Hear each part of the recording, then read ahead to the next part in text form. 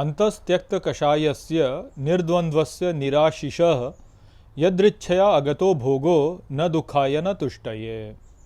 नमस्कार मित्रों, ये जो श्लोक है ये अष्टावक्र गीता के तीसरे अध्याय का 14वां श्लोक है, जिसे हम आज गहराई से समझेंगे। तो आइए सबसे पहले इसके अर्थ को समझते हैं। तो जो श्लोक है वो कहता है, अंतस्त्यक्त कषायस्य अर्थात भीतर की कटुता को त्यागने वाले, निर्द्वंद्वस्य निराशिषः अर्थात द्वंद्व और आशा से मुक्त का, यदृच्छया अगतो भोगो अर्थात संयोग से भोग आ जाता है, न दुखाय न तुष्टये अर्थात न दुख के लिए न संतुष्टि के लिए। तो यहाँ पर अष्टावक्र जनक महाराज से कहते हैं कि वह व्यक्ति जिसने अपने भीतर की कटुता को त्याग दिया है, वह द्वंद्व और आशा से मुक्त जो व्यक्ति होता है, उसका जो संयोग से भोग है वह उसका स्वतः आ जाता है, न दुख के लिए और न संतुष्टि के लिए। अर्थात वो व्यक्ति जो भीतर की कटुता को त्याग चुका है और जो अब ना तो किसी से कोई आशा रखता है और ना ही उसके भीतर कोई द्वंद्व है कि भाई ऐसा होना चाहिए या वैसा होना चाहिए, जो कि सब कुछ स्वीकार करने के लिए है यहाँ पर, जो सब स्वीकार कर लेता है और उसमें अब कोई राग और द्वेष नहीं है किसी के प्रति।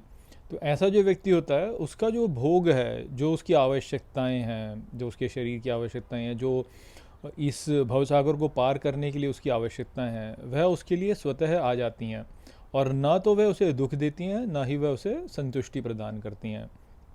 तो ये जो विचार है ये बहुत ही महत्वपूर्ण है। क्योंकि प्रायः लोग इस बात पर विश्वास नहीं कर पाते और इसी कारण से जो है वह संसार में फंसे रहते हैं। तो आप देखिए कि जैसे क्या कहा जाता है कि ईश्वर को प्राप्त करना है तो सदा ईश्वर का चिंतन करो, या ईश्वर का नाम जप करो, ईश्वर के बारे में सोचो, सब में ईश्वर को देखो।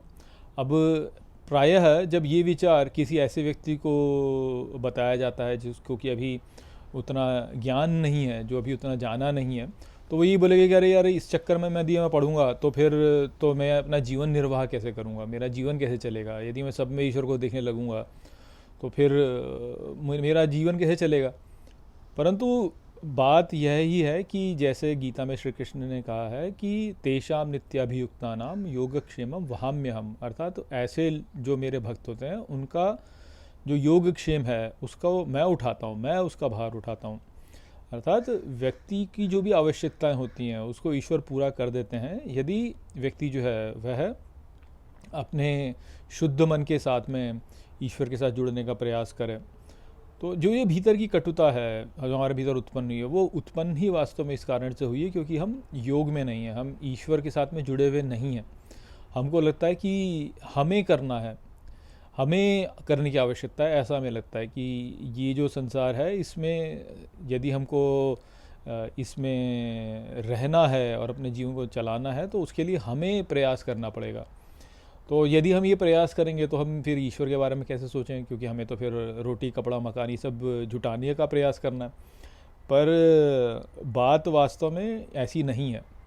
आप इसको करके देखिए तो आप इस बात को पाएंगे कि बात वैसी नहीं है वास्तव में। यदि व्यक्ति जो है सोचना बंद कर दे, कुछ भी ना सोचे और केवल ईश्वर चिंतन में लगा रहे, तो वो ये बात पाएगा कि सभी ये जो चीज़ें हैं वह स्वतः उसके लिए हो जाएंगी जिनकी भी उनको आवश्यकता है। और उसको यदि उसको कोई विपरीत परिस्थिति प्राप्त होगी तो उसको उसके लिए दुख नहीं होगा। क्योंकि उसके भीतर संयम है, वो जानता है कि ये तो केवल दृश्य है, थोड़े समय में ये समाप्त हो जाएगा।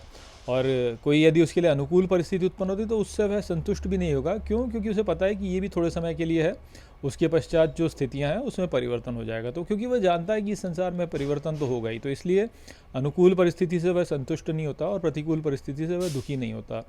वह सदा जो है ईश्वर के साथ जुड़े रहता है और ईश्वर जो है ये सुनिश्चित करते हैं कि वह उनसे सदा जुड़ा रहे। तो जो भी आवश्यकता उनकी होती है वह ईश्वर उनको प्रदान कर देते हैं। तो यहाँ पे जो आवश्यकता है उससे केवल अनुकूल परिस्थिति वाली आवश्यकता नहीं, प्रतिकूल परिस्थिति वाली आवश्यकताएं भी, क्योंकि प्रतिकूल परिस्थितियां जो होती हैं वह भी हमें कुछ ऐसा सिखाती हैं जिसके द्वारा हम ईश्वर के साथ जुड़े रह सकते हैं। तो वो यहाँ पे बात है जो कि हमें समझनी है। तो आशा करता हूँ कि मैंने इस श्लोक को आपको अच्छे से समझा दिया होगा। चलिए इसी के साथ इस वीडियो को यहीं पे समाप्त करते हैं। नमस्ते।